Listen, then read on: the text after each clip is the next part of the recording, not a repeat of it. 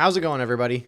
This is going to be mostly an unedited video. Actually, it's probably not even worth calling it a video. This will be more similar to a podcast than anything else. I know it's not exactly uncommon for me to just have a video where I'm just yapping and there's background footage playing some random game, but I'm giving you guys a heads up from now. This is gonna be just me talking about my experience throughout the past year, and I don't really intend on adding anything on screen for it. So feel free to listen to this in the background. You don't need to watch anything. Before getting started on everything Switch 2 related, I want to quickly recap just kind of how I got to this point, because obviously there's a lot of new people here that don't really know my background. So I started this YouTube channel back in 2021. I started it not knowing how to do anything. I didn't know how to edit the audio, the video. The quality on those old videos are on this channel. If you go all the way back there too, you can kind of hear the drop off. And then I just kind of spent the first 2 or 3 years making videos whenever I got a chance. With no real schedule, I'd go months sometimes without releasing a video. But those videos were mostly Nintendo related, with my first big project being the Mario Party series, before moving on to the classic Mario and Sonic and Donkey Kong stuff, and then eventually jumping over to 3D Sonic.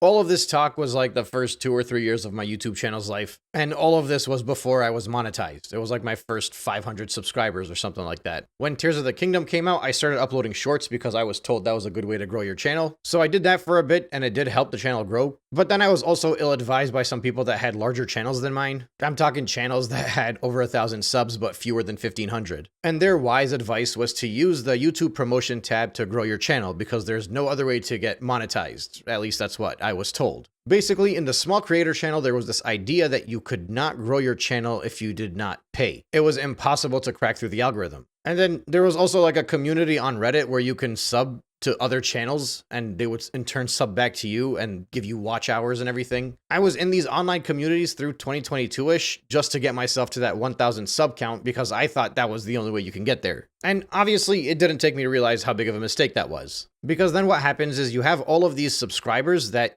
YouTube either promoted for you, and I'm convinced almost all of them are bots, or you have random content creators online that also subscribe to your channel, but they're not necessarily interested in your content. So basically the subscriber count on my channel went up, but the views and the watch time and the click-through rates all started to go down dramatically as soon as I stopped doing that. And mind you, we're talking very early days. Like, this is before I reached 2,000 subscribers. Now, fortunately for me, it didn't completely kill my channel, because I had a lot of people that enjoyed my Sonic series. I was doing weekly retrospectives of the 3D Sonic titles, and especially towards the end of them, they were very long videos. I think by the time I got to Sonic Adventure and Sonic Adventure 2, I was getting like 2,500 views, which for me was like millions. In my mind, I'm like, I made it. I have a dedicated audience of 1,000 or so people. That's more than enough for me. Unfortunately, I completely shifted gears and decided to cover Mega Man. Now, I loved covering Mega Man. I had a lot of fun covering Mega Man, but I don't think Mega Man fans enjoyed me covering Mega Man. Because I think like when I was covering Mario and Sonic and all of the other stuff before that, I was talking about games and franchises and communities that I understood. But when I covered Mega Man, I was covering it like a tourist. So while I was still putting in a lot of effort and throwing in a lot of passion into these videos,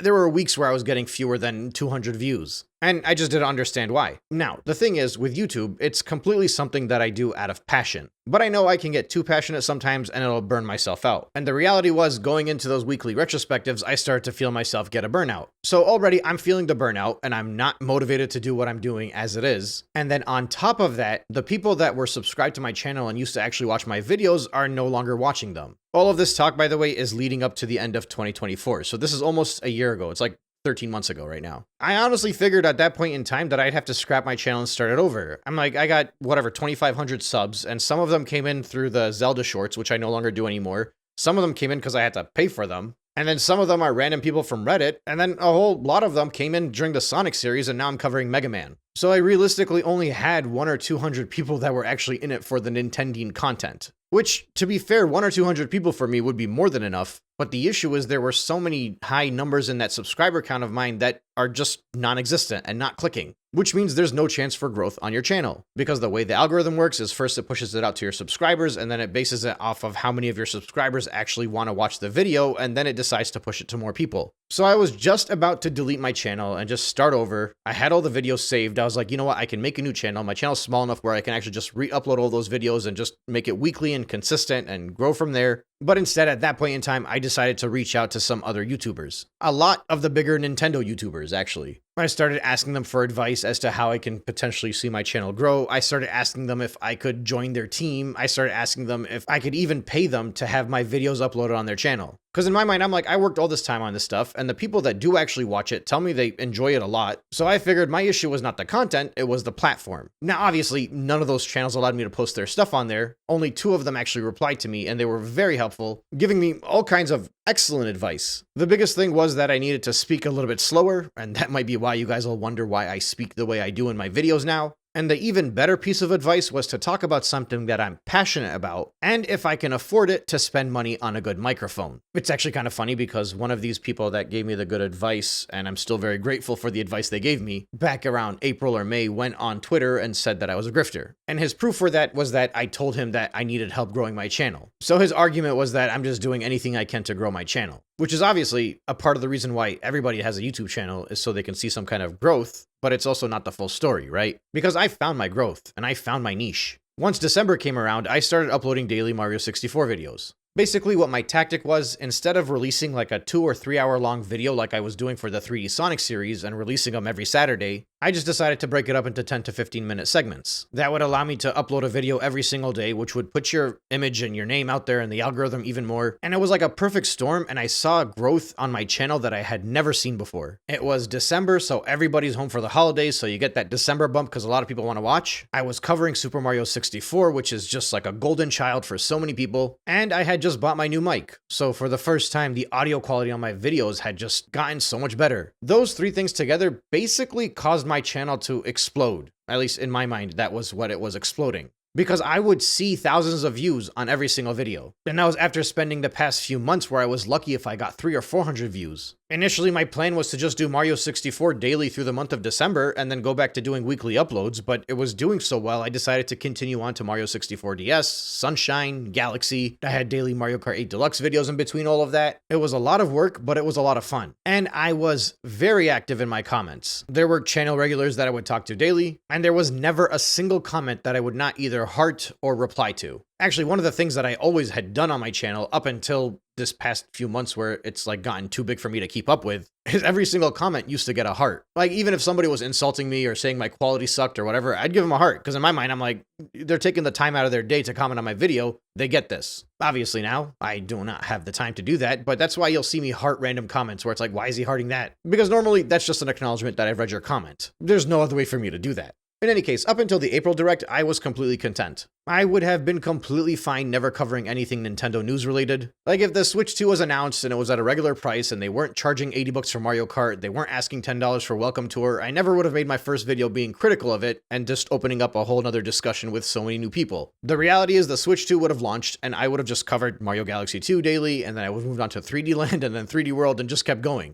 And quite frankly, I genuinely believe that my channel would probably still be as big as it is today. If not, it might be even bigger if I just stuck with that. Because I was gaining a lot of momentum through those months. And if there's one thing I have a lot of confidence in, it's my retrospectives. And that's why I completely scrapped everything and threw them all on my alt channel. Because I knew without a doubt that that channel would be fine. It would grow at its own pace. I'm uploading like 1 video there a month. And a lot of the viewers that come to that channel don't even realize I have a main channel. Because the YouTube algorithm is very good at what it does. If you're not interested in Nintendo news, you're never going to see my videos. Put it this way, before the Switch 2 launched, I didn't know who 90% of these Nintendo YouTubers are. Like, who did I used to watch? Good Vibes Gaming, Nintendo Life. That was probably it on the Nintendo front. Everybody else I learned after April. Nintendo Land, Demeech, even Nintendo Prime. I didn't even know who he was. I just knew that whenever he posted something, somebody on Reddit would be like, oh, he's not reliable. Beat 'em ups, I used to watch his stuff on the Nintendo podcast when he was with Wolfden, but I never watched his main channel. I didn't know who Switch Force was.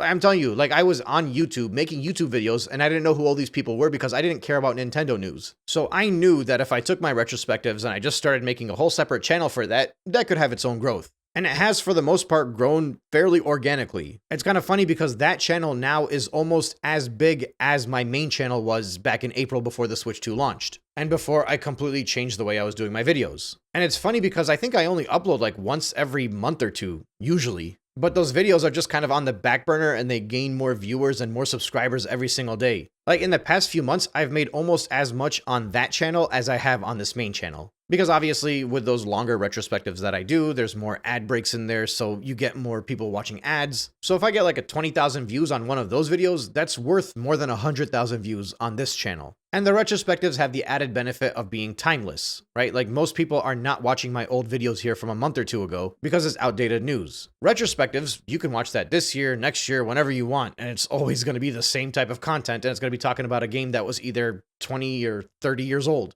A big reason why I'm sharing this is because I want you guys to understand that retrospectives are my passion. When I think of myself as a YouTuber, that's what I focus on. You guys obviously don't see it, but in the background, I am always working on my retrospectives. I'm either playing the games or outlining the scripts or editing those videos. It's actually a very big reason why you only get gameplay footage on the main channel, because I much rather focus my limited time for that stuff. And it's funny because a lot of time people come into this channel and they're like, oh, you have no exit strategy here. Eventually, at some point, your views are going to dry up.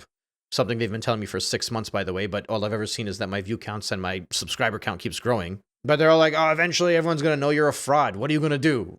That's what I'm going to do. I'm going to go to my retrospectives. I'm quite frankly surprised that I've lasted this long covering Switch 2 news. And I don't know if that's a sign of how much people actually hate Nintendo, or it's because people had such high expectations for the Switch 2 prior to the launch, and then now they've shifted and have so low expectations. So it's caused the dialogue to continue on for a lot longer than I expected. But whatever the case is, I know that eventually, if there's nothing for me to cover on this channel, I'm just going to keep doing retrospectives. And for months now, I've thought about making that shift. Because if I'm making as much on that channel by just uploading one video every month or two, if I was to take out all of the time and effort I put onto the main channel and just applied it all onto the retrospective channel, I know that I'll be making more there than I would with both channels. Like, I uploaded the Banjo-Kazooie video at the end of August, I think. Through the months of September and October, I made as much on the alt channel without uploading anything else as I did on the main channel. So monetarily speaking, that one retrospective was worth 2 months of this channel. And I really want that to be clear to you guys because I want people to understand that the reason why I am still covering the Switch 2 stuff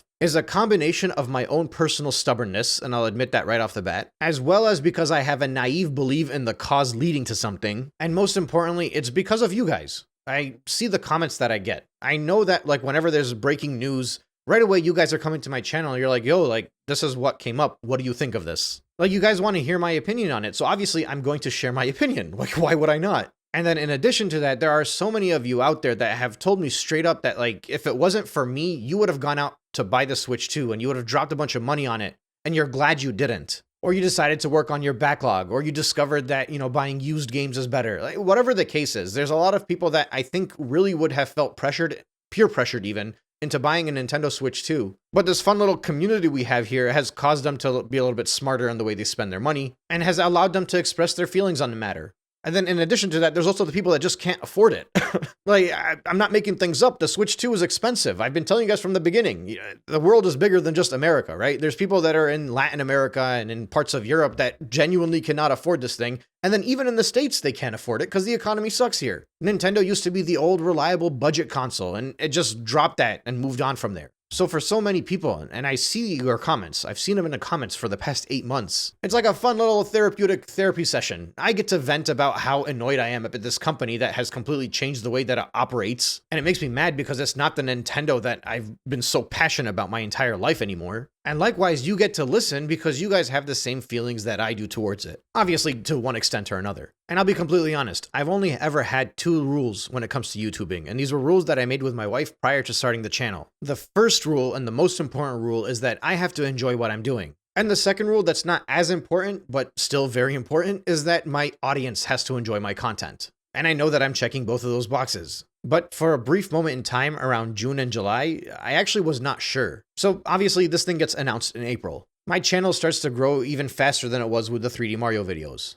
I had no intention of doing multiple videos on the topic. I thought I would just have one video about not wanting the Switch 2, but the problem is that video got so big and there were so many comments and so many discussions and talking points that I knew I had to make a follow-up video. And I kept telling my audience not to worry. This was just going to be for a few videos and I was going to go back to the retrospectives. And every video that I made beyond that first one was a response to the general dialogue and the comments that I was seeing. Whether it was a video about corporate greed, it was a video about piracy, it was a video about Nintendo's ports, a video about the inflation, I made a lot of videos about inflation, and that's because that's what people kept throwing in my face whenever I mentioned the price of the console. They're like, oh, well, actually, with inflation, the Switch 2 is very affordable. And then lo and behold, November comes around and I showed you that it wasn't affordable. Not for the blue ocean masses that usually buy the budget console. Anyway, I don't want to go on that tangent. So in my mind, I was like, I'm just going to be doing this until the Switch 2 launches because I felt like there was like real power and movement behind what was going on. All of these other YouTubers were also being very critical of Nintendo. Some of the biggest names, the most popular people, the biggest glazers right now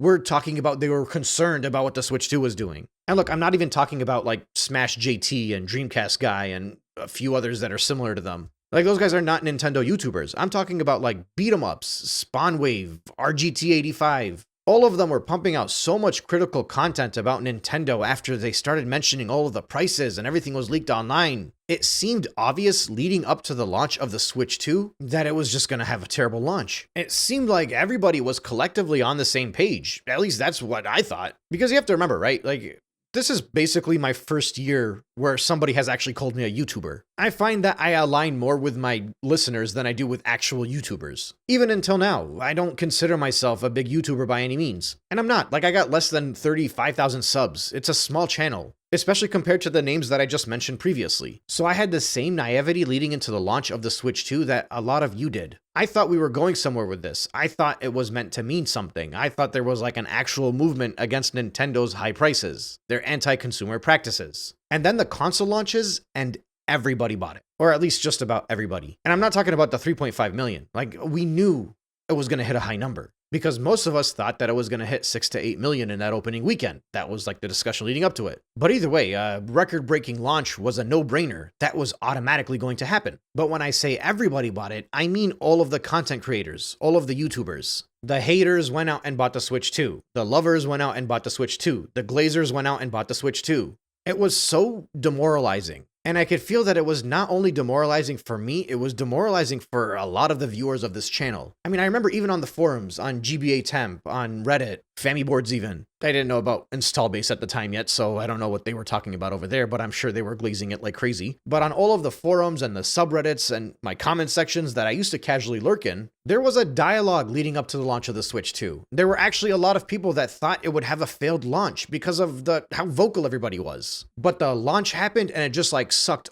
all of that out of the air. Obviously now, 8 months later, you can't even step foot into those websites and even think to be critical about Nintendo. You get downvoted, you get banned, you get kicked right out of those things. There's no more room for discussion on those things. These forums are deleting posts, these forums are banning people, these forums are kicking people out all because they're speaking the truth or trying to have a nuanced conversation. But back then, the nuance was a little bit more acceptable. So with the launch of the Switch 2, I think there was genuine whiplash for a lot of the Nintendo community that was hoping that this would be some kind of big pushback against Nintendo. And honestly, very briefly, at that point in time, I thought it was done. I was like, okay, I guess it's time for me to go back into retrospective mode. I'm like, that's it. Everybody's full of crap. All of the YouTubers that said they weren't going to buy it all bought it, and they bought every single thing, and now they're making videos about it, whether it's a hate review or a positive review. And even amongst my viewers, so many people here bought a Switch 2, and they're like, hey, I'm hoping this thing fails, but I bought a Switch 2. I'm like, okay, good for you. I mean that genuinely. Anybody that bought a Switch 2, I am happy that you enjoy it, if you enjoy it. If you don't enjoy it, well, maybe you should have waited until it had a price drop. But yeah, my point is that it seemed like this was all done. Like, the discussion was there, it was leading up to the launch, and everybody was just full of crap, and everybody was going to buy a Switch 2. And the worst part of all of this was that every single content creator that was actually giving good talking points against the Switch 2,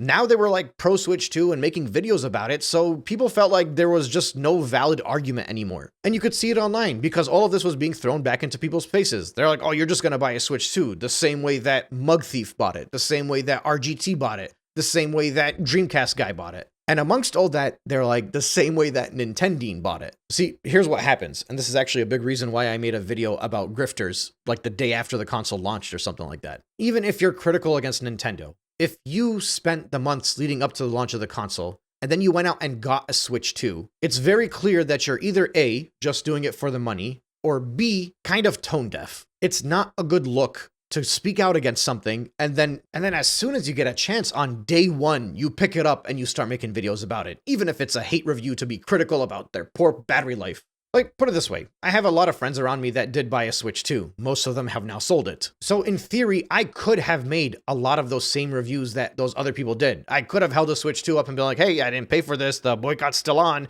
here's some reviews about the Switch 2. But I didn't want to go too into detail about it, because I still felt like it was a bad look. I mentioned on my channel that they almost got me a Switch 2 for Father's Day. Now, keep in mind, it wasn't my kids that almost got me a Switch 2 for Father's Day. It was my other family members. I got older siblings, and they were thinking about buying me a gift because we love each other. I don't know how to say this, because sorry, this is like kind of a tangent, but I've seen so many people who are like, oh, he's full of crap. What kind of family buys somebody a gift for Father's Day? I'm just like, dude, I got a lot of older sisters who love me. I don't know what to tell you. And they're happy that I'm a dad. And they wanted to buy me a gift. And then when their occasions come around, even on Mother's Day or their birthdays or whatever, I also in turn buy them gifts. For some reason, people could not grasp this concept.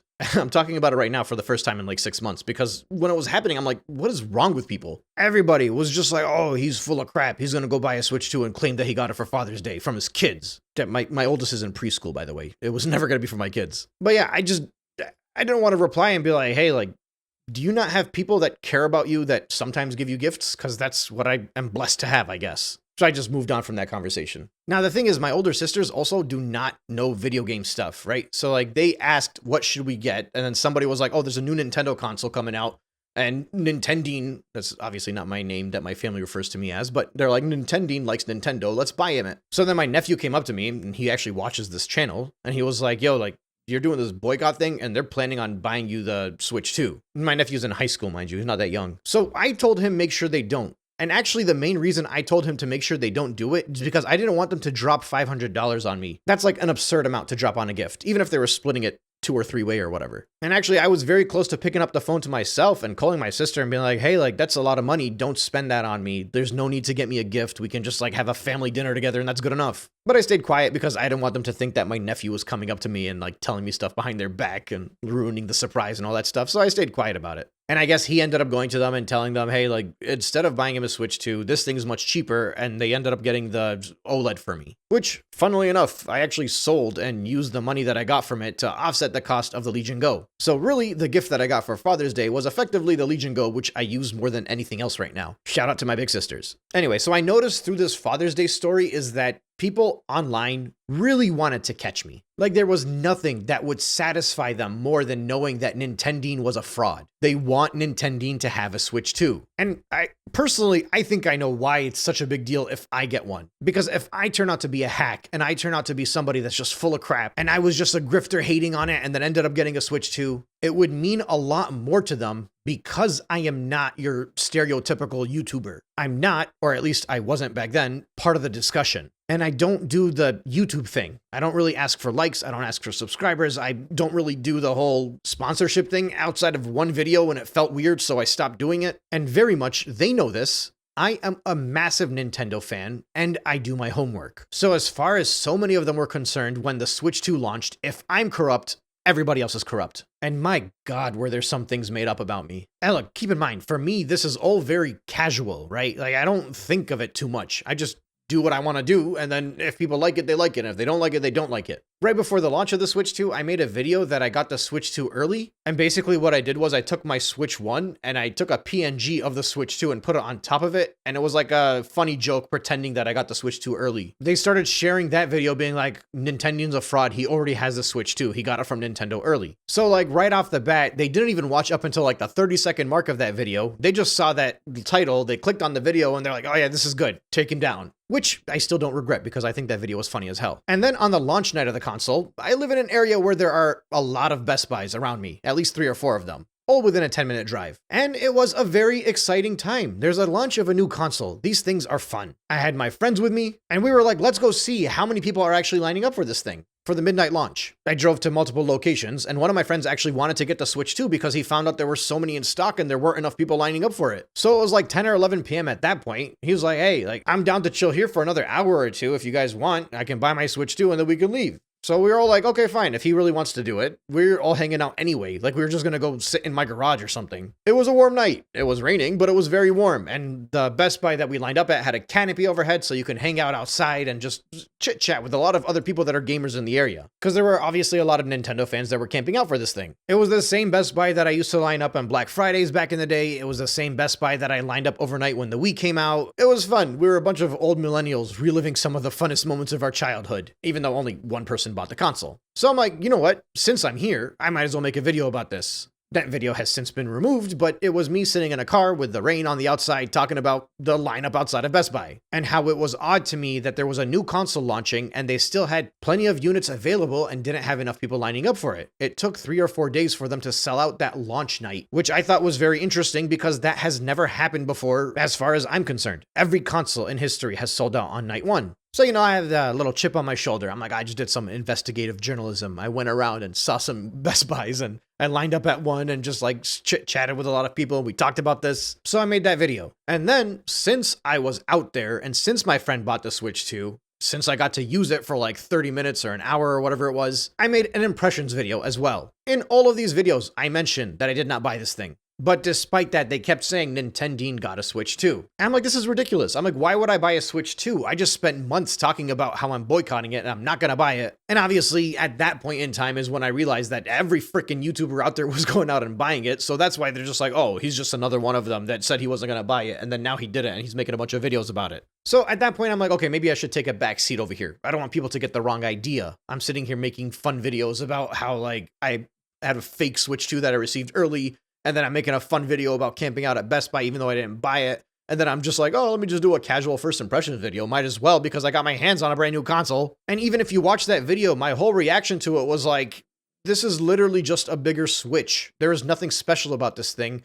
I don't understand the price increase. But with the way that people were reacting, I'm like, you know what, forget it. I think I need to stop doing this. And it was like the Switch 2 was hacked on day 1, supposedly as well, so I had to make a video about that. And then all of the defects start to surface immediately. How easily the Switch 2's screen scratches. Like, how do you have a console concept for 8 years where a thing goes in and out of a dock and you still haven't figured out how to make sure the screen doesn't scratch? And also the awful battery life. Everybody was talking about that. I'm like, let me make videos about this stuff because every other YouTube channel out there is just glazing it. Meanwhile, I'm going online, I'm seeing so many people complain about these things on Reddit mostly, but nobody is talking about it. And around this time is like the first time I think my views really started to tank. People stopped taking me seriously. A lot of them unsubscribed because they assumed that I bought a Switch 2. A lot of Nintendo fans felt like they won, so they're like, loser, you've been complaining for nothing all this time, and they just removed my channel, finally. Even though I was telling them for months they could easily block me. And it was the very first time somebody came to my channel and said, hey, you might as well shift gears from now because there are no more views for you. Your channel is tanking and it's dying, and you had your 7 seconds of fame. This was back in June, by the way. My channel has actually more than doubled in size since then. But they're right, my views were drying up. All of the people that were interested in being critical of Nintendo were no longer watching. Either they bought the Switch 2 and they moved on, or they just gave up on the cause and they thought that I was a fraud, or they thought that I was like fighting a losing battle. And the fact that I kept making videos about it, they're like, this guy's just yelling into the void. And for me, I was thinking maybe it is actually over, especially if so many of my viewers also ended up buying a Switch 2. Like, who am I making these videos for? And I actually started to genuinely believe that most of my viewers were Nintendo glazers. They were people that were just hate watching my stuff. And I didn't want that to be what my channel was. I wanted people to watch my videos to resonate with how I felt, not to strictly come in just because they want to hate on me. And I think it was around that time where I started to put a lot more effort into the alt channel because I'm like, this one might be a sinking ship. If all of my viewers were just haters of NintenDeen, what's the point of making videos on NintenDeen? And then Nintendo did the craziest thing. They banned somebody on the Switch 2 within the first 2 weeks of the console's life. I made a video about it, and suddenly we were back in business. Everybody started to hate Nintendo again. And then not long after that, there were third-party companies that were complaining about the poor sales. The reality of game keycards started to surface. Digital Foundry made a video about the quality of the Switch 2, and everything that we were saying pre-launch started to become true. The idea pre-launch was that the Switch 2 was worth the price because it was going to be worth it in the hardware front, and Digital Foundry basically came out and was like, no, this thing is not worth the money. I believe they specifically said in their video, they're like, I mean, look, it's a good Nintendo console. It's a good Nintendo handheld, but they're coming in with the premium price point. So you'd hope for premium quality. Battery life is bad. The LCD, awful. And these guys are unbiased. They love the Nintendo games. They've had like a video praising the hell out of Metroid Prime 4, for example. They're one of the few channels to do that. But they're talking about things specifically on a hardware front and even like on a software performance front. And I started to feel vindicated. I'm like, yo, I've been telling people for months that the Switch 2 is not worth the price. They started to hit me with counter arguments about how strong of a performance boost you're going to see on all of these games with the Switch 2. And they're like, at minimum, it's a portable Xbox Series S, if not stronger. And Digital Foundry pops up and they're like, look, at its best, it might get just under a Series S, but for most games, it's barely even a PS4 Pro. So that was all starting to annoy me now, because all of a sudden, people forgot the whole point of the discussion prior to the launch of the console. The justification of the price, supposedly, was the hardware was going to match up to it. And the justification of spending that money on the console was that all of your games were going to get a boost and they were all going to be running better on the Switch 2. But then it turned out that wasn't universal. It's only if Nintendo decides to update that game, and sometimes they're going to charge you for that better performance. You know, with all of the bumps in the hardware from the Switch generation, every time we got a new version of the Switch, it had a better battery life. This was the first time we took a huge step backwards. The screen got worse than the original LCD, not even the OLED of the Switch 1. It was advertised as a console that could go up to 4K and 60 frames per second, and most games were neither 4K nor 60 frames per second. So at that point, I'm like, okay, listen, like that price is no longer justified because your justification for it was going to be the increase in performance, and now we're seeing clearly that it is not worth it on a hardware front. And this is like prior to all the increases in RAM and all that stuff. And the thing is, I wasn't the only person seeing this, so as I made videos about this, more people started to understand it. Even people that had a Switch 2, they're like, this makes no sense to me. I bought this thing because it was supposed to make my Switch 1 games better. How come I have to pay some money for those games? And how come some of those games don't even give you the option? For example, Smash Brothers. You still can't play that with an improved performance. The only improvement that you have on Smash Bros. Ultimate is like when you're changing the colors of your character, it doesn't take as long to load. So rightfully, people were starting to get upset because it didn't feel like the console was worth the price. And then, you know, all of this is going on. At the same time, Nintendo took away true game sharing, where you were able to have one copy of digital games and play it with another friend. I've made like 2 videos about this, but this is a real thing. Me and my family, we used to play Mario Party online, and you only needed 2 copies because 2 of us would share 1 copy. So all 4 of us would play online with 2 digital copies effectively. We'd play together simultaneously.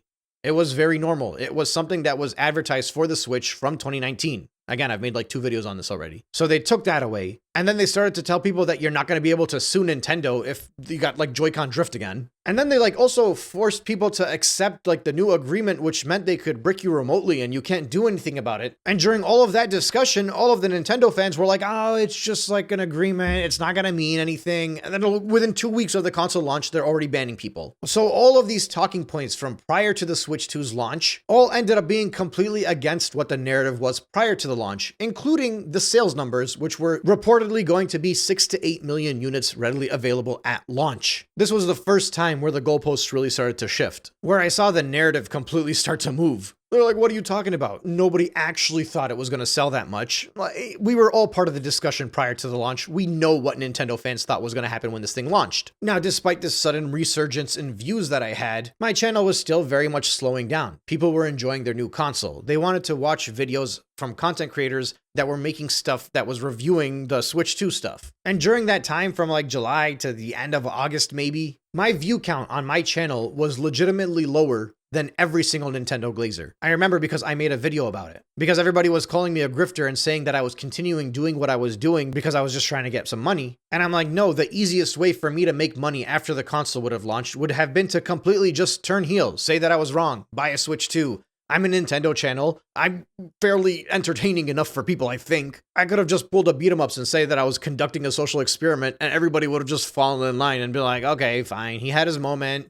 He's back to his retrospectives, or he bought a Switch 2 or whatever it is, and my channel would have been completely fine. And in addition to that, I was rejecting so many sponsorship opportunities because I didn't buy a Switch 2. Like, I'm not going to sit there and advertise all of these accessories that are exclusively for the Switch 2 when I didn't buy one. Each of those sponsorships, all you need is like 20,000 views, and right there you just made $500, by the way. And it increases with the view count. Just to give you guys an idea, every 1,000 views for one of these sponsored videos for your favorite YouTubers, because we are gamers in the United States, so like there's certain numbers that you expect here. At minimum, it's like $20 to $30 per 1,000 views. Whereas with ad revenue, it's like $4 to $6 per 1,000 views. So there's still a lot of money to be made off of ad revenue. but there's like 5 or 6 times as much money to be made when your video is sponsored. The easiest thing I could have done financially was with the launch of the Switch 2, ended up just becoming a Nintendo GLAZER, do a bunch of sponsorships, and I would have made significantly more money than I have now. But I didn't want to do that. My exit strategy is not to become a hypocrite. It's to go back to doing retrospectives, something I'm very passionate about. I have a full-time job. I have a career. Yes, I make money off of YouTube, but it's not enough to pay my bills. Plus, it's very unpredictable. I can't rely on that unpredictability. I have a family, I have a mortgage, I have a car, I got all these payments that I gotta make. That's what my job is for. Does that mean that I don't make money off of YouTube? No.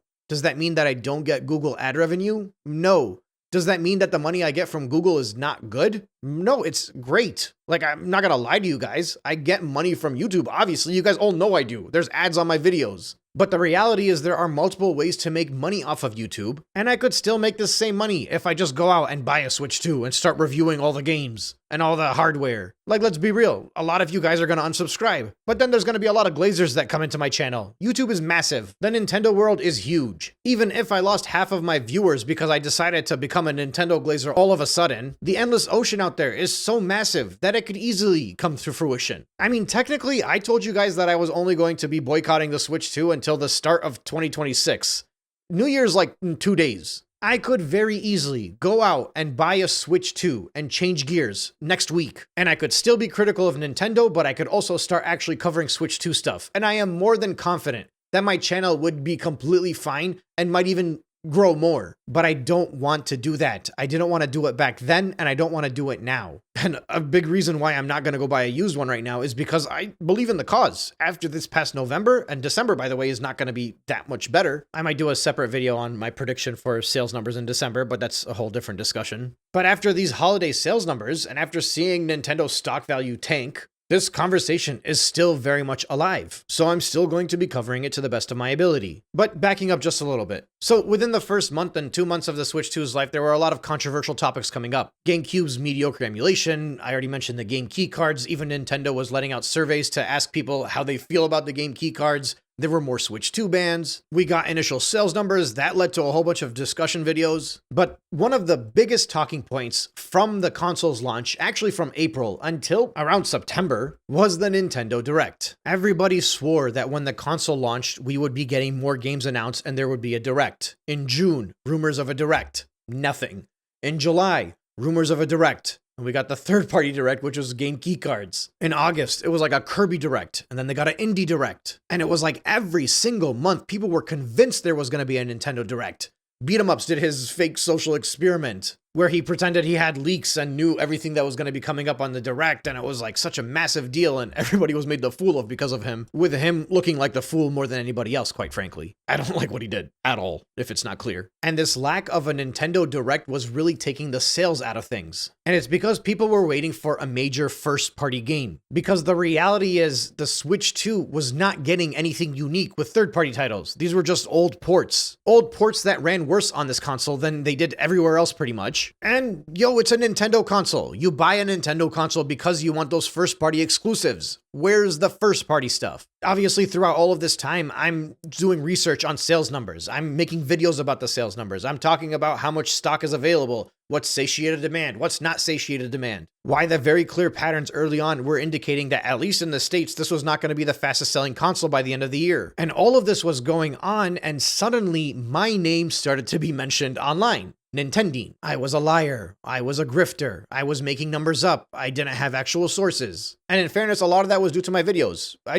I'm not efficient when it comes to editing. It would take me forever to have to share everything. I do my best to mention my sources while I'm doing the videos, but I don't always show them on the screen. I don't always link them. I suck at that stuff. I need an editor for it. And until now, I'm still really bad at it. But I at least try to be verbal about it. Like, I'll tell people, hey, these are the Circana numbers and this is what it means. So I give people a chance, if they're really interested, they can go out and do research and confirm or deny my numbers. But I won't like always put the link on there. I won't always have a screenshot for it, but I always say what I'm talking about. And it's because that's my capability. That's my limitation. Even if I wanted to talk about the math and where the sales numbers were coming from and whether they were from Japan or whether they were from the other region and all this different stuff, like what am I gonna do? Scratch a few numbers on a paper and take a picture of it and put it on the screen? Like, I'm not good at this thing. I barely know how to use Photoshop. I'm not exaggerating. But it should be obvious to all of you based off of the quality of my thumbnails and the quality of my videos. And I could hire somebody to do all this stuff, but I don't want to. Like, I feel like that takes away from the fun of YouTubing. You guys get me as me, for better or for worse. And at the rate I'm going, in about 10 years from now, I will be a semi-half decent video editor. But this channel is me, right? Like, it's my limitations and my qualities and how good I am at doing different things. And I want it to stay that way for as long as possible. Like, I'm not ruling out completely that at some point I might have an editor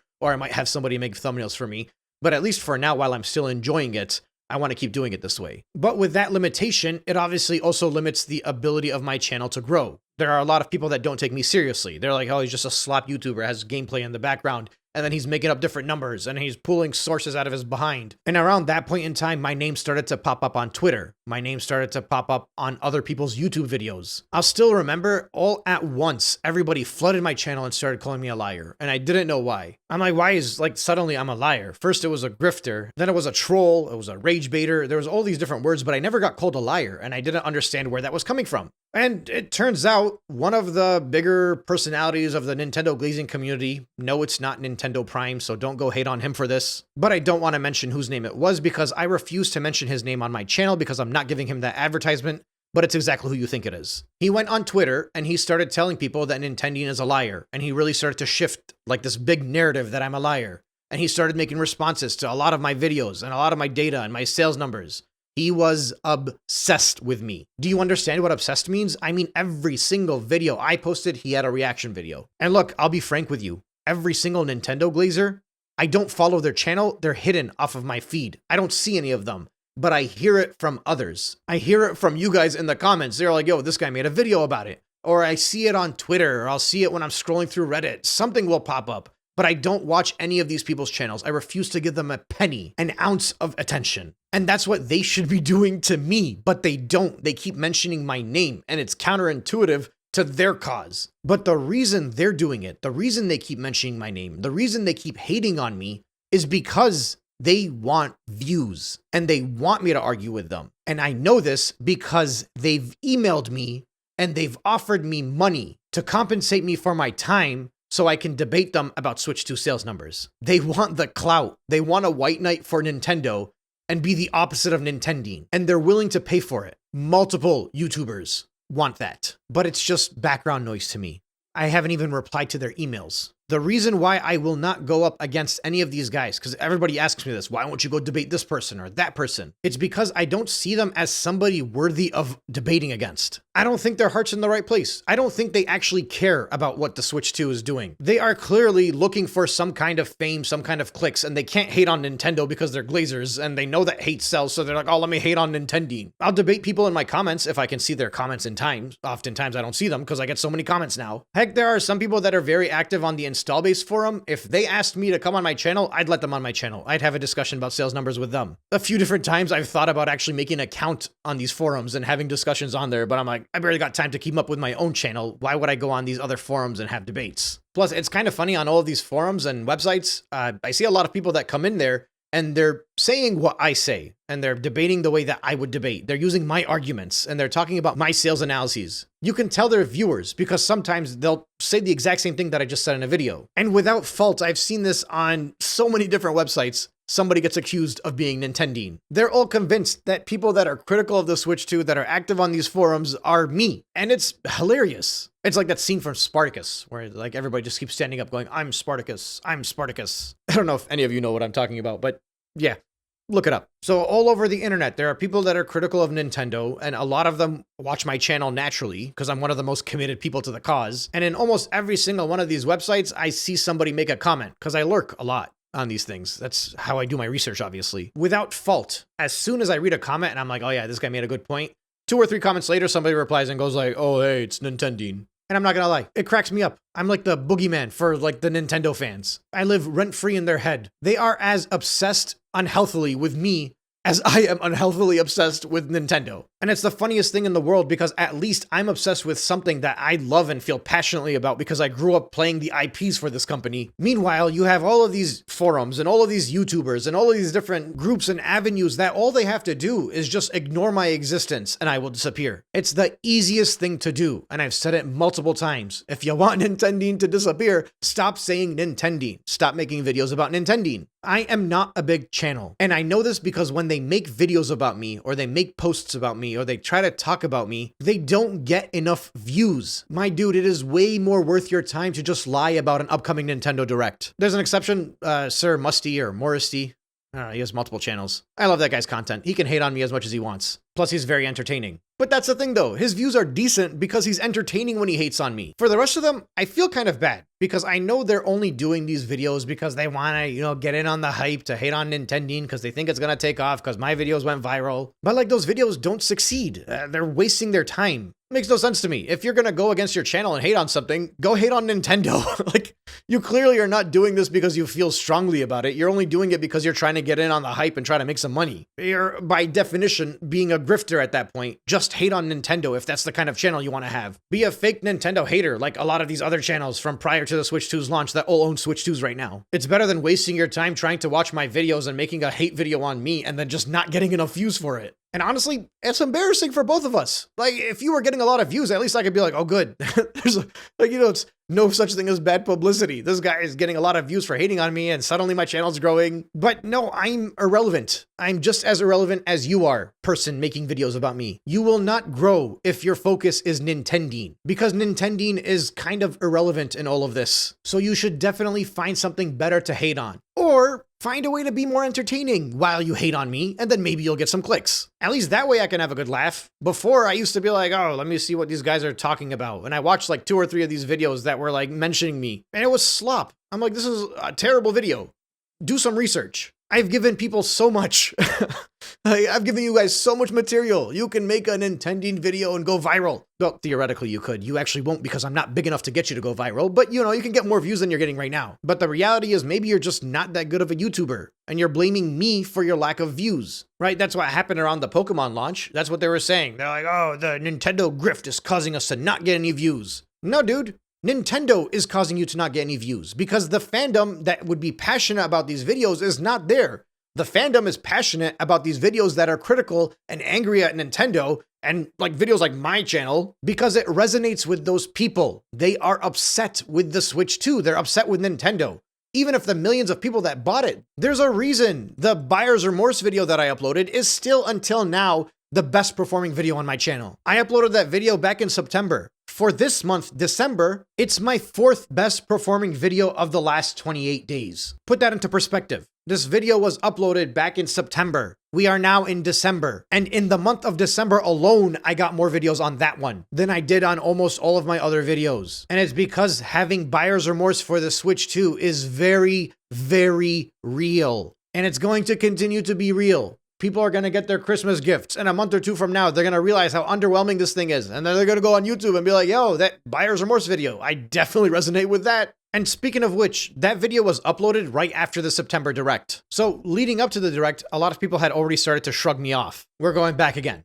Going through July and August, and I'm like, okay, at some point, this is going to dry up. I'm probably done whenever there's a Nintendo Direct. I was convinced. As soon as there's a Nintendo Direct, Nintendo's gonna announce a 3D Mario, and at that point in time, I no longer have a talking point. Because nothing will move Switch 2s the way a 3D Mario will. And nothing will completely drown out any criticism towards Nintendo like a good 3D Mario title. And most importantly, nothing will make sure that Nintendo Switch 2 has the best-selling holiday ever, like a 3D Mario released for this holiday season. And keep in mind, in September time, we're still talking about no first-party titles being released since Bonanza. And we know that third parties were struggling big time for the Switch 2. There was like, all the hype was around Star Wars Outlaws, which already underperformed. Like before it even made it to the Switch 2, it underperformed. And then it got to the Switch 2, and obviously it continued to underperform because it's a game that not many people want to buy, and it's a third-party game, and it's an old port, and it's on a Nintendo console. Why would you buy a third-party game on a Nintendo console? And all of those big glazers rallied behind Star Wars Outlaws. So much so that Good Vibes Gaming had to make a public apology for being critical of the game because it didn't run nearly as well as it did on the PS5. It was like watching a public execution, seeing Steve from GVG sit there and be like, oh, my bad, guys. I didn't realize that it actually performed better than I expected. This was a guy that was very passionate about Star Wars Outlaws, had spent many hours of it on the PS5. So obviously when he played it on the Switch 2, he noticed how much worse it was. And then he had to come back and be like, oh, actually, it's not that bad. No, it is actually that bad when you compare it to playing it on something that's worth it. But the problem is the bar for performance on Nintendo consoles is so low that everybody looked at Star Wars Outlaws as if it was like groundbreaking. And I don't know what to tell you, but like if your flagship title that most people are rallying behind up through the end of September is Star Wars Outlaws, that says something. If that's the biggest thing people can talk about, that says something about how weak of a launch lineup there is. Hyrule Warriors, Kirby, Metroid, these are niche games that will do very well in 1 or 2 regions, maybe average in 1 or 2 regions, but they won't do great across the board. Bonanza was similar. Pokemon, I mean, that's Pokemon, right? It's gonna do well, but it was also cross-gen, and more than half the people have bought it on the Switch 1 than the Switch 2. And it had the worst launch of any Pokemon title since the Let's Go games. But basically, through the end of September, people were waiting for this Direct. They had been so hyped for it from like all the way back in May, when the rumors first started to surface from people saying like, clearly the Switch 2 is going to launch and we're going to find out what other games we're going to get. Clearly, Nintendo has a plan for a Direct in June. Clearly, there's a Direct coming in July, August. And I was waiting for that September Direct because honestly, I felt like that was going to be the end of my whole Nintendo Switch 2 arc. I was like, they have to be announcing some big stuff coming up for the rest of this year. Something crazy that's going to be making people happy. And naively, I also thought that maybe at that point we might be looking at the first discount. I actually didn't make it public back then, but the hype for the Switch 2 and the sales numbers had slowed down so much through the end of September that I remember having a conversation with Xander. You guys know Xander J on YouTube? What's really cool, I just checked, he has 150,000 subs. When he reached out to me, he was around 60,000 subs. He had made a Mario Kart World video that went completely viral, got 1 million views, and then he wanted to make a video about Nintendo. An hour-long video, properly edited, and he wanted to talk about all of the important stuff that we've all been mentioning throughout the past few months. He was just as fed up with the company as many of us were. He reached out to me, and I'm not kidding, I think we had over an hour-long discussion on the phone. It was the first time where I was like actually talking to somebody about Nintendo stuff instead of just making videos. Somebody like random online, not like my friends. In that video, he asked me, and he probably still has the recording of this because I know he recorded our conversation, but he asked me how confident I was that the Switch 2 would start getting discounts or price drops in September. And I told him I was around 50-50. And in fairness, this was before the September Direct, so it's before Nintendo came out and started talking about Donkey Kong having an extra $20 in their price, Pokemon having $30 DLC before the game even comes out, and the third-party sales and the digital ratios and everything was looking bad for Nintendo leading up to this point. So I mean, like everything they tried to do for the launch was not working out in the way that they wanted, so clearly there's going to be discounts coming up either from Nintendo or from the retailers. So I was like, maybe this Direct might be the time we start seeing the first discounts. Obviously I was wrong about that, but in fairness I said 50-50, I didn't say I was 100% convinced. And I think I had told him that if it doesn't happen in September, I expect it to happen for sure for Black Friday. And obviously it'll happen on Cyber Monday. Anyway, so Xander J uploads his video, he includes me in the video. We talk a little bit on Discord, like if he has any questions, I send him information. I had some questions in regards to some other YouTube related stuff, and he was very helpful with it. Then I found out he was doing a live stream for the Direct, and I was like, well, you know, I'm going to watch the Direct. I might as well take part in one of these live streams. I don't want to do one myself because that's not really my thing. So I joined in at the conversation on his video. That was pretty active in the comments, actually. It was kind of fun. And I watched the Direct with everybody else on there. I read their comments. I noticed a lot of the sentiment of the people that were watching with me felt very similar to how I felt as I was viewing the different announcements Nintendo was making. And immediately, as soon as that Direct was done, I was like, I have to make a video about this because Nintendo completely flopped on this Direct. I think this Direct, by the way, if you trace back the last 6 months, was the second highest peak of their share value. And if I'm not mistaken, the actual all-time high was with the first Kirby Air Riders Direct. And in both cases, there was so much hype leading up to it that it got this number to skyrocket up there. But as soon as people realized that it was an underwhelming Direct, it just tanked. Free fall. Not as bad as we see now in December, obviously, but it was, for the time, considered a very big deal. But yeah, I knew there was going to be a lot of people that didn't like this Direct. And it sucks because so many of them had bought the Switch 2 and they were basically waiting for that moment. Their consoles were sitting on shelves for a plethora of reasons, all of which have been discussed in depth on this channel. It was the first time in months that my videos were doing well again because they were resonating with people. Through June, they had excitement. It was the new console. In July and even parts of August, they bought Bonanza. It was exciting because it was a first-party game to play. But through the end of August and through early September, they were all like, I don't know what to do, especially for people that didn't want to play Bonanza or they had other third-party games already that they had on PC or PS5. They're like, what the hell am I going to use this thing for? Like Mario Kart World, that's cool, but how long do you think I can play Mario Kart World? Especially when they took away the update with the intermission stuff. So this Direct was supposed to pump life back into the console, and it was supposed to take it into the holiday season. And the best they can do was charge $70 for Mario Galaxy 1 and 2. And all I can think about is for months what people were saying about just wait for the direct, just wait for the direct, just wait for the direct, wait for the big announcement, wait for the big exciting new thing that you're gonna make the Switch 2 multiply in numbers. And obviously it didn't happen. And of course, I had to talk about it because I felt vindicated. I know how Nintendo operates. They can't make you too happy. You have to want more things. And they were clearly showing enough confidence in the Switch 2 that they expected that they would have an amazing holiday season with the lineup that they had. So they gotta stretch it out. They gotta give the chance for all these games to sell well because they have reason to believe that in the holiday season, they'll easily move, over 1.5 to 2 million Switch 2 units. And that will translate to more sales and Donkey Kong Bonanza will do good. And then that way, they don't need to announce a big title right now. They can save it for next year. It's all part of their drip feed. Now, I thought there was a chance going into this thing that there would be something announced and maybe there would be a price drop. And that big announcement or that price drop would have shut me up. But they somehow proved they have more greed than they did back in April. And it ruffled a lot of feathers. So I decided to make a video addressing this because most people that were making videos, now they still think that it's hype with the Switch 2. Keep in mind, a lot of the GLAZER channels were doing much better than my channel was up until that point in time. It was like the third or fourth month in a row where people kept insisting that my time was limited and my views had dried up and my channel was gonna die out. And I'm like, okay, yeah, okay, buddy. Like my views had gotten low, but I wouldn't consider them low. I think people just have high standards for what they expect me to get. Like through all of December, most of my videos have hit 20,000. I would consider that a very successful string of videos. Again, I view myself as a small channel. And I think I've said this in one of my comments before, but if I hit like anywhere between 6 and 10,000 views, that's worth it for me. I was doing this for 4 years when I was getting fewer than 1,000 views. You think I'm gonna walk away because only 9,000 people like my video or at least like my content enough to watch it? Yeah, no, you guys have way too high of standards for what you think that I'm content with. But that being said, after that September Direct, my channel started to really take off again. I made a few videos in reaction to the Direct. I made that buyer's remorse video and more talking points started coming out. And since people that now they were getting bored and fed up with the Switch 2 because Nintendo hadn't provided anything for them, the conversation started to take off again. And then it's kind of like the same cycle over and over again. I make videos, I discuss sales, I talk about different things. I talk about how in September, there's a clear sign that this is slowing down and we're going to get to a poor holiday for the Switch 2. And I think there's going to be a price drop soon. And every time I say anything, people deny it. There's price drops in France and people are like, oh, they're trying to be a loss leader. This is all stuff that I've talked about quite a bit, so I'm just going to kind of run through it quickly because it's more recent. Nintendo's quarterlies come out. There's the shipped versus sold discussion. There's even more videos criticizing me online.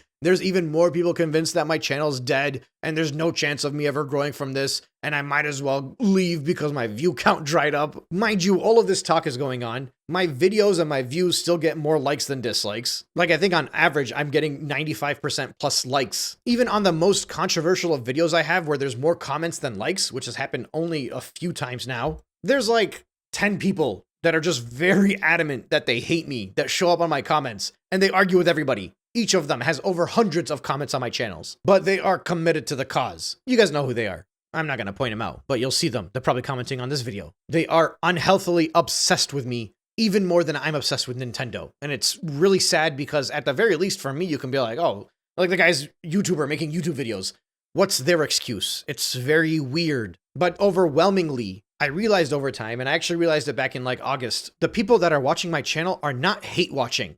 The people that are watching my channel are actually enjoyers of the content that I'm putting out, and they agree with me for the most part. Not on everything, obviously, but they're more in line with me than they are not. And the crazy thing is, my channel has never slowed down. It's still growing, and there's always a steady stream of views. So before, when I was worried, I was like, oh my God, I'm making a channel here where people are just coming on here because they think I'm a fool and they want to argue with me. No, that's not at all the case. There is very much a massive community here of hardcore Nintendo fans that have all kind of siphoned where they come into my channel and we talk about things over here. Don't get me wrong, there are other Nintendo hate channels out there that discuss and criticize the Switch 2 and they're critical of Nintendo, but I wouldn't consider them Nintendo fans in the same way that I am. Not that they're wrong for being critical of Nintendo, but I don't think they're as hardcore about this company as I am. But I think what makes my channel so unique is that it is full of Nintendo fans. The best Nintendo fans. The kind that want better for the company instead of just shilling for the corporation because of a console war or something. See, here's something that I've kind of mentioned a few times, and I realized it with the Switch 2 buyers and the hardcore Switch defenders and the corporate bootlickers, whatever you want to call them. They want prices to go up because in their mind, the more that somebody has to spend on this thing, the more valuable it is. They don't want to believe that the only reason the Switch was successful, or a big reason why the Switch was successful, is because it was affordable. They want to believe it's because of the Nintendo magic. Like for me, a PS5 costs more because the hardware is more advanced. I'm not interested in PS5 titles, right? I'll say that. I've said it before on my channel. Like, it's not usually my thing. I don't have a PS5. I'm not interested in these, like, super magnanimous story mode games where you press X and just walk a little bit and press X and everything looks beautiful. Like, I don't care that much about that stuff. It's not entertaining for me. Not that there's anything wrong with it, but it's just not my taste. I'm a bing bing wahoo kind of person. But at the same time, I don't want my Switch to be the same price as that because it's a cheap tablet. Whereas these Switch 2 fans, they have like this idea in their mind where it's like the intrinsic value of the Nintendo console is worth as much or more than the PS5. They're like, well, yeah, if people were willing to spend $500 on a PS5, why wouldn't they do it for the Switch 2? That's why prior to the launch of the console, they tried to use inflation and the hardware as a justification, because they're like, yeah, it's worth the same price as a PS5 because of X, Y, and Z. But then when everybody reviewed the hardware and they realized that it actually sucks, then they started going on about how like Bonanza makes it worth it, and it's worth spending $500 and then an additional $80 for Mario Kart because it has 25 racers. This is why people equate Nintendo fans with Disney adults, because they believe in like that nostalgia baiting and the intrinsic value of the console itself. And look, I get it. Games that are more fun and appeal to you in a different way are worth a certain amount of dollars, but that applies to you, not to everybody. And all of us are equally as passionate about Nintendo. I think that's one thing that you can't deny. The majority, vast majority, 99% of people that watch my channel are extremely passionate about Nintendo games. The only difference is that I'm passionate and I want Nintendo to not rip us off. And I want them to continue with the same business model that they've had my entire life and not just suddenly switch and become a Sony console. And honestly, like, it was very clear that this is the route they were going to be taking because they called it the Switch 2. Right? In what world is a Nintendo console just a sequel name? And it's actually even worse because with every single jump from Sony console to Sony console, despite the fact that they use the same name, everything changed. They changed the theming of the colors. They changed the background menus. They added some kind of crazy innovation to the controllers. They did nothing with the Switch 2. Like, absolutely nothing. It's the most mundane upgrade I've ever seen. In an alternate reality, this thing would have been called the new Switch if it released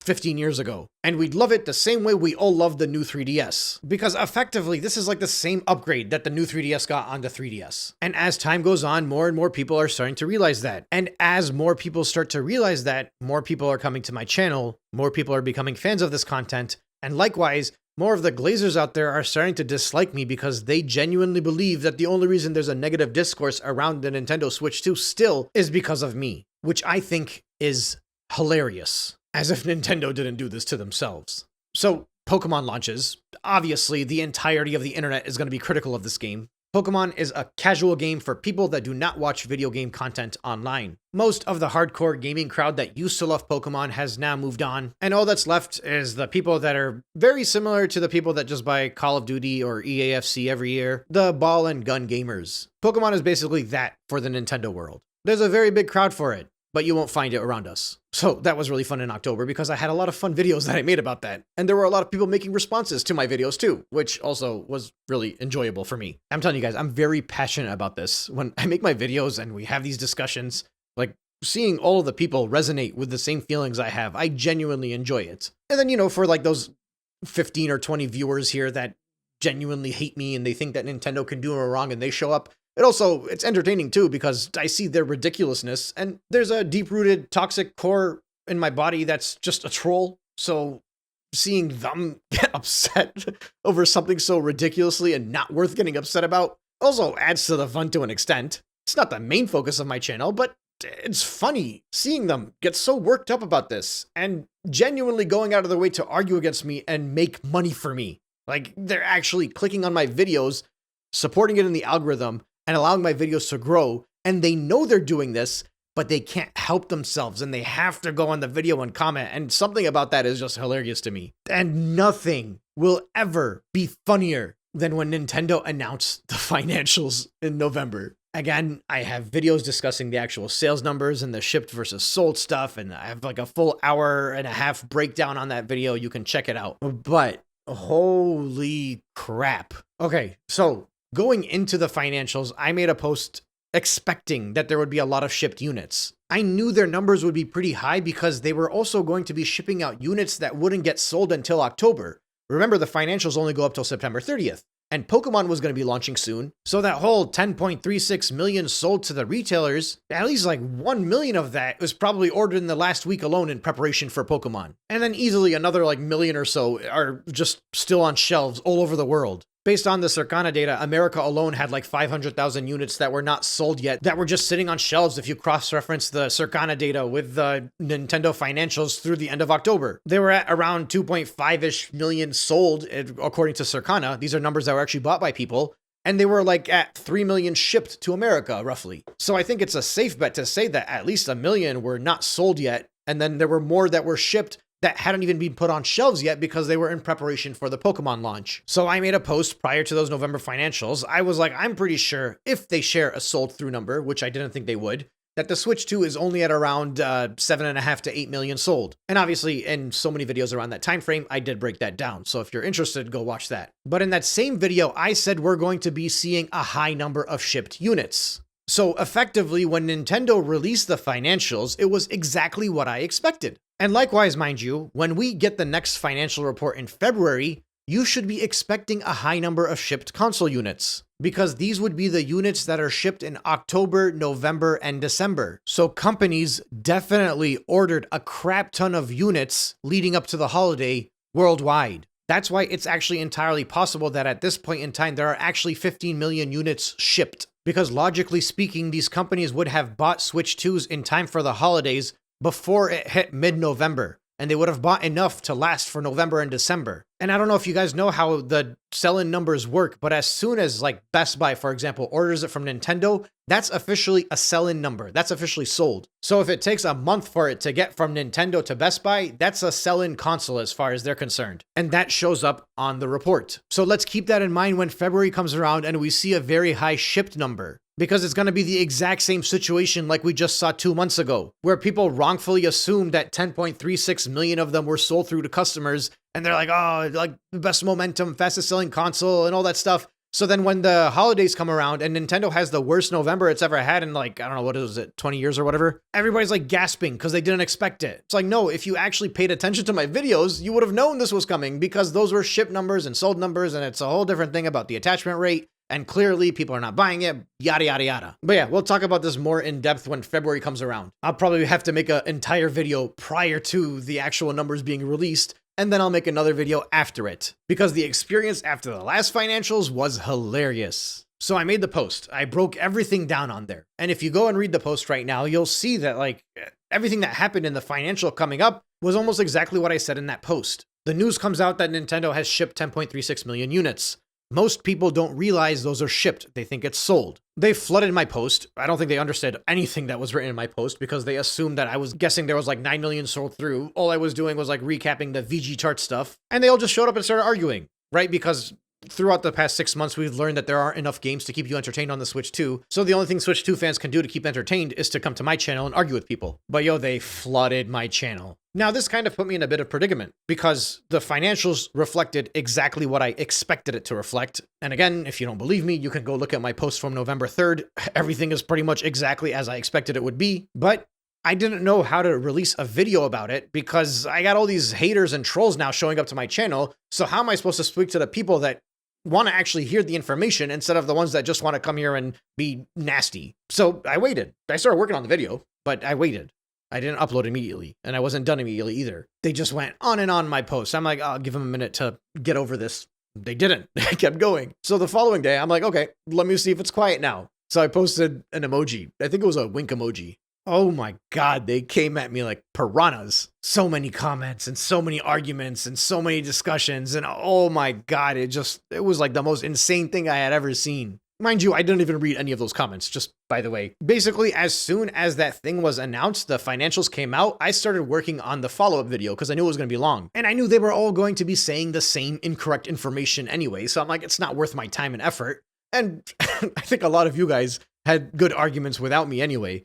So I was hoping all the haters would get out of their system and move on and hopefully block me and just stop being annoying. So I posted another emoji, and same thing. I did that 3 days straight. Like, I was getting 2 or 3 times the amount of comments than I did likes. It was a very controversial posts, and it was hilarious. But I also wanted to move on. I wanted to get my video out there to talk about this, but I didn't want to get it out there for the trolls. I'm okay with the Glazers watching it, but I want the Glazers to actually be educated and have a serious discussion with me, which a lot of the Glazers that come to my channel and argue with me are educated. They're still Glazers, and they're still very wrong about their conclusions, but at the very least, they're not just trolls coming in here to make one comment and dip. So I was actually thinking of paywalling my reaction video to that. I know, it was a dumb idea. I'm glad I didn't do it, but in my mind, I was like, if I charge everybody like 50 cents to watch this video, that means that only the people that really want to watch it are going to pay for it. Whether they were the haters or the trolls or the lovers or anything like that. Only the people that genuinely wanted to see what I had to say about the financials would have been willing to watch it. It was my way of filtering out all the people that wouldn't watch it. Because let's be real, I'd be lucky if I get like 100 people, 50 people that would actually pay 50 cents to watch any of my videos. So then that way I could post that. And then, you know, that would also give the haters a chance to go to their little forums and corners of the internet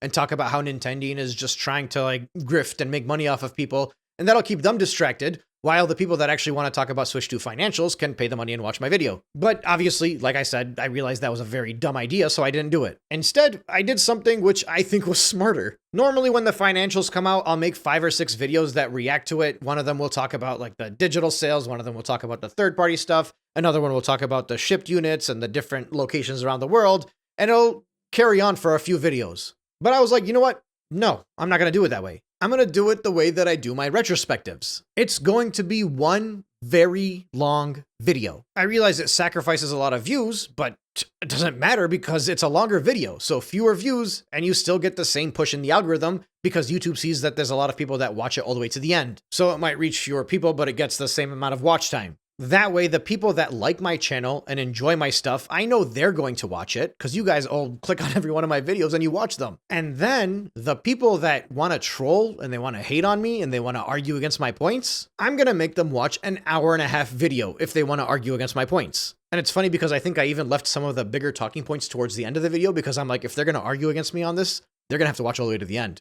Like, remember, I you guys don't realize this, but I genuinely don't want people that disagree with me on here. I don't like that they come to my comments and they argue with everybody. Initially, when the channel first started, I did want that because I wanted to have a discussion with them.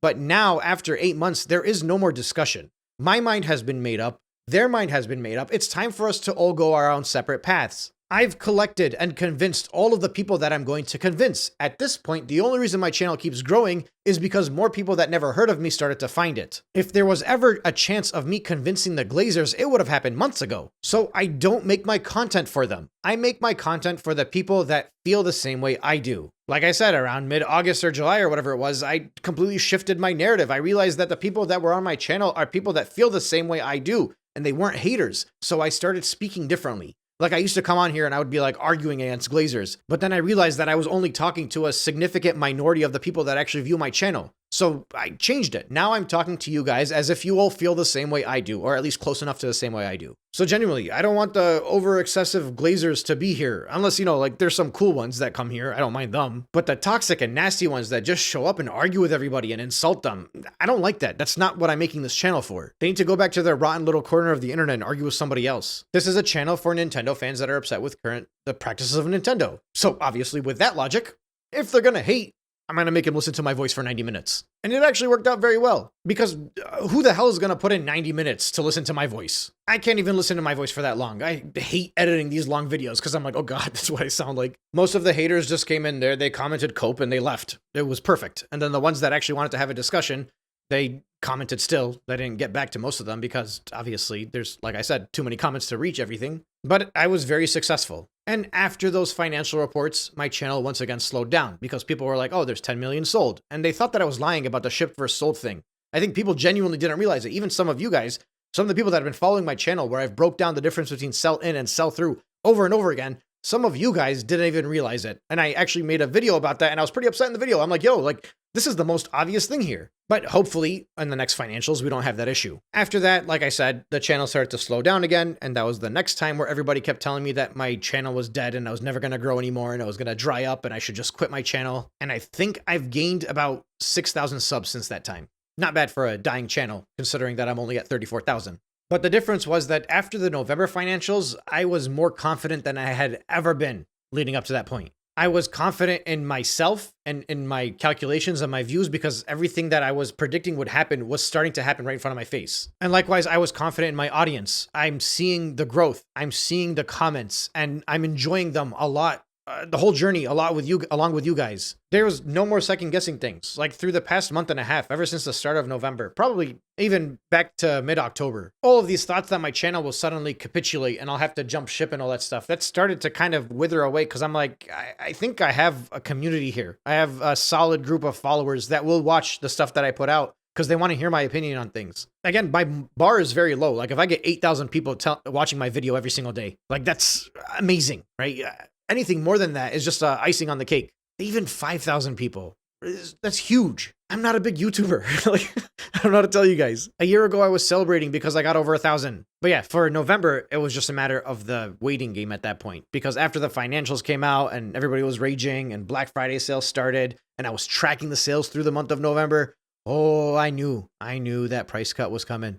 I knew those discounts were going to show up. I knew the sales number were going to be bad for November. I knew that in the States, the 2025 number was going to be lower than the 2017 number. So it was just a matter of patience, just waiting. The discount was going to come inevitably. The record low sales were going to come inevitably. Even the stock tanking, I knew it was coming because what was Nintendo going to lie about to get those numbers to go back up? What are they going to say? Oh, we finally sold through 10 million units? You already used up the 10 million units line when you convinced everybody in the world that you had actually sold to the customer 10 million a month ago. So they can't announce now that they finally actually sold to the customers 10 million because everybody's gonna be like, wait a sec, what was the number at a month ago when you told us it was 10 million? Because that's what they did with the Switch 1 back in 2017 and like December 12th or whatever it was, they announced, hey, the Switch 1 reached 10 million sold. And that was the benchmark for sold through to customers. There's a reason during this holiday season, they didn't mention how many were sold through to customers. Not yet, at least. Because it's not selling through as well to customers. And like right now, if they announce that it just finally hit 12 million or whatever that number might be, people are going to be able to trace back and realize that from September 30th, they had shipped out 10 million and then now they finally reached 12 million. And they're going to realize that the Switch 2 sold significantly less during the holiday season worldwide than the Switch 1 did. Because the Switch 1 jumped up like 7 million during the holidays. And the Switch 2 is going to be lucky to hit 5 million. So like I said, for me, it was just a waiting game. Eventually, the price drop happened. I made a video about that.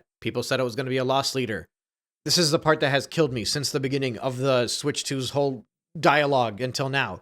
The goalpost has always moved. Every single time I have said something and I was right about it, they have a different excuse as to why, or they changed the benchmark of what's considered a success. They said that the November sales were going to be fine and the price drop had nothing to do, and it was not a reflection of poor sales numbers. And then we saw the worst November ever. And then they're like, oh, well, that's not Nintendo's fault. Sony also had a bad November. Yeah, Sony had a bad November because it's still being sold effectively at full price 5 years after the console launched, and still it managed to sell like 2 or 3 times the Switch 2 did in November in everywhere in the world outside of Japan. So there's just always like an asterisk for them. It's like every single time I felt like the conversation was done because I've proved my point, their argument shifts. I'm telling you, before November, the dialogue online, especially in America, was that the Switch 2 would be considered a failure if it didn't hit 750,000 units in November. Like they were like, oh, this would be considered a flop if it didn't reach this much. Because even the Switch 1 in the later half of its life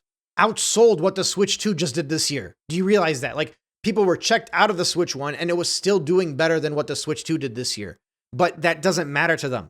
In their minds, they're like, no, this Nintendo can do no wrong. This is a economy thing. And I'm willing to accept that that's part of it, but that's not the whole thing. Nintendo would have completely moved beyond all of these issues if they just were pricing the thing normal. They used to be a budget console. The Wii and the Xbox 360 also sold great when the country was at its worst. The world was at its worst, economically speaking, back in 2008-ish. Unemployment right now is hovering around 4%, not 8%, not 10%. It's not 2009. People are working. Paychecks exist. discretionary spending did not evaporate. It's bad, but it's not worst November since 1995 bad, is the point I'm trying to make. If the economy was really affecting things, the PlayStation 5 at $500 would not be hitting 700,000 plus units. But again, they're just like, it can't be a thing against the Switch 2. It has to be an external factor. Let's ignore that they don't have a killer launch title. Mario Kart World is French fries. It's not a seller. And even then, Mario Kart World is like stale French fries because the previous Mario Kart game was better. The Donkey Kong game, the reality is it's not Zelda. It's not Mario. It doesn't move units the same way. You upset the Metroid fandom by adding Paul Rudd into the game. The Switch 2 had a very good launch because people have FOMO. People wanted to get in on the hype. After that launch happened, they have yet to do something incredible. They have yet to break any amazing milestones. They managed to ship out roughly 8 million, shipped, not sold obviously, by the time they got to the end of July, where 6 million were sold through. That was around the time demand was satiated. And after that, it's been underwhelming number after underwhelming number. Like today, for example, the UK numbers come in, and it's like, oh, the Switch 2 in 2025 outsold the Nintendo Switch 1 in 2017. Yeah, my dude, it did that already on launch. It's been like that. But that's just the UK. In the United States, it's not going to. The UK is such a small and insignificant market. It outsold the Switch 1 because the Switch 1 had a terribly slow start in the United Kingdom. But then as time went on, every single year, the United Kingdom was selling more than 1 million Switch 1 units through like 2019 through 2022. It started to slow down 2 or 3 years ago. It started hitting between 800,000 and down to like 700,000. So you would think that with the Switch 2 and with all of its availability and its first holiday title, which is right now, that the console would have reached like 1 million in the UK the same way the Switch 1 was doing. But no, it basically did better than the Switch's early life when it wasn't selling well, and the Switch's latter life when it wasn't selling well. They always give the lowest bar to compare things to. 2017, that's all Nintendo fans have focused on, and they've just like been grabbing at 2017 over and over again, even though in 2017, through most of it, there was a supply shortage, and even with the amount of supply, the Switch gained momentum as it continued along, and it continued to gain more and more popularity through its lifespan. This was worldwide. It was coming off of the Wii U. It was not expected to sell well in its first year. That's why its peak was happening later on. The Switch 2, in contrast, was coming off of the Switch 1, and it was the most hyped launch in my lifetime. This thing was hyped more than the PS5 was, more than the PS4 was. There has never been anything releasing with as much momentum and hype and love and unanimous praise as the Switch 2 was leading up to its launch. And you're going to compare it to the Switch's 2017? This is why I continue to be correct, because I don't set these low bars for Nintendo. I expect them to do better. So when I expect them to do better leading up to the holidays, that's why when November comes around, I'm like, oh, I'm not shocked by this. It was expected. Because I know that the Switch 2 peaked on day 1. And it's been moving down since. And at least for now, it's continuing to move downwards. December is going to sell more than November, right? That's realistically going to happen. That would be very funny if it didn't, though, but it's probably going to happen. But at best, it'll be like 20 to 25%, maybe 30% better than November numbers. Put it this way. If the Switch 2 manages to get 750,000 units in December, obviously, once again, I'm talking about America specifically because most of my audience are people that live in the States. But if the Switch 2 managed to grow to the point where it hits 750K, I don't know that it will yet. I got to tally some up, the Circana data, whatever. I'll have another video about that later. But if it hit that 750K number, that would be half of what the Switch 1 did in December of 2017. It sold 1.5 million in December. So now what's going to happen is the Switch 2 in December is going to see growth from November. And then all of these people that have the lowest bars are going to be like, well, this is good. December sold better than November. But they're not going to realize that in the bigger picture, this is a terrible number for Nintendo. And they're going to come here and be like, oh, I thought you said nobody was buying the Switch 2. But yeah, in comparison to what the Switch 1 did in 2017, your own low bar, that's what's happening. I don't know. This whole experience is equal parts insane, hilarious, and very fun, right? Like, I'm enjoying this, obviously. I can't talk about something for an hour and a half and not enjoy talking about it. I grew up with hardcore Sony fans as friends. We've had a plethora of console war discussions and arguing against each other about why Nintendo's better or why Sony's better. And it's something I'm very passionate about. It's the same way why I would argue with somebody about my favorite sports team versus their favorite sports team. Like, it's not like life or death situation. And I'm assuming it's equal parts as enjoyable for you guys who are listening to this. Otherwise, why would you listen to it? So when I tell you that this is fun and it's hilarious for me, I genuinely mean it. But the weird thing for me is that I don't think any of this has been fun for the Glazers. I think for them, a lot of the magic behind Nintendo and the atmosphere that the community has and the public perception and all of the YouTube videos. Like right now, they can't even go on YouTube and search Nintendo without just seeing people just banging on the company. And they legitimately think the only reason that's happening is because a vocal minority just wants people to watch their channel. Like they legitimately believe that, even though the sales numbers have clearly indicated that a vast majority of people are not buying into this thing. They just can't comprehend it. They can't comprehend that Daddy Nintendo actually did something wrong. Like they can't fathom that a Nintendo fandom of people that love this company are actually genuinely upset with it and really actually trying to push back against the corporation. These are the same people, mind you, that would lead boycotts in the streets. These are the same people that are going out and they're angry about every single negative thing that any corporation has done in the world. And they speak ill about everybody with power. And they're all about protests. And they're all about, like, fighting back for the cause. But when it's Nintendo, they take the knee and they accept it no matter what. It's weird. And it's made 2025 the most interesting year that I've ever had in my life. It's just crazy to me because a year ago, I was making videos about Hazy Maze Cave. Actually, I'll do you one better. A year and a half ago, so I think it was May of 2024, we took a trip to New York City. I went to the Nintendo store. I dropped $300 on plushies and hoodies because I wanted the authentic stuff from the Nintendo store. It's the worst $300 I've ever spent in my life, mind you. Although in fairness, all of those plushies are right next to me right now, sitting there. They've been in the background of some of my videos. I got a Mario mug right next to me. It's all still very much around me.